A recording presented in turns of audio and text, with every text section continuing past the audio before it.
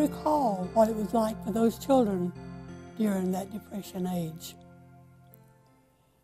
You see, my grandmother was taking care of me somewhat. I was living with her in the remote mountains of North Carolina and had been there for some time. She had rescued me from the fate of being terribly abused by a man, sexually abused, when I was just 8 years old. My father, he was a hard man who was raising 7 children without a mother. He wanted to put me in a mental institution, and it broke my heart.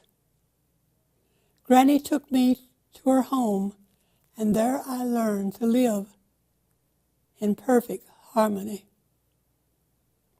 in the beautiful natural world. When I left Granny at the age of 14, I had no idea where I would go.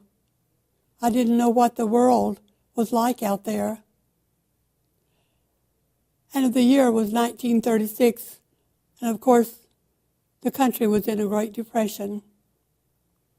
I started with a job in a little cafe for the poor working people. I was big for my age and very bold.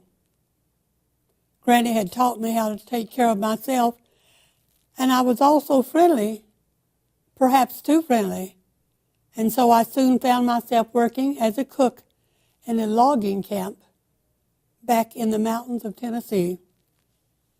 I traveled on my own and met helpful people, so I guess I managed well enough. But this was not true for all the young people.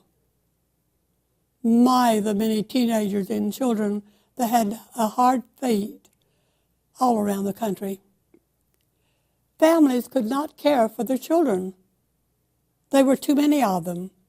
In those days, parents had large families, sometimes 12 to 15 children. Can you imagine that? As the hard times grew worse, many of these offsprings were farmed out. Literally, as they went to work on farms for only room and board. The boys in the field with the men, and the girls in the house with the woman of the house.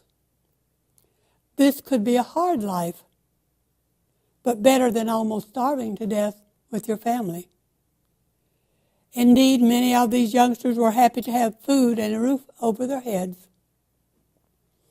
I don't think the story of these displaced children has ever received enough attention and probably never will. They were struggling to survive, as we all were. Now, these children knew exactly what was happening to them. Their parents explained to them that they were having to leave home and they would have a better life elsewhere. But it was still heartbreaking and a great disruption to the stability of the families. Now that we are seeing some hard times again, my heart goes out to the young people who may lose their way in life, just as I did. Poverty and fear for the future can make you do things you don't want to do and you could never imagine you would do. Of course, that doesn't mean your dream is lost. I found that out. I really found that out. The hard times didn't last.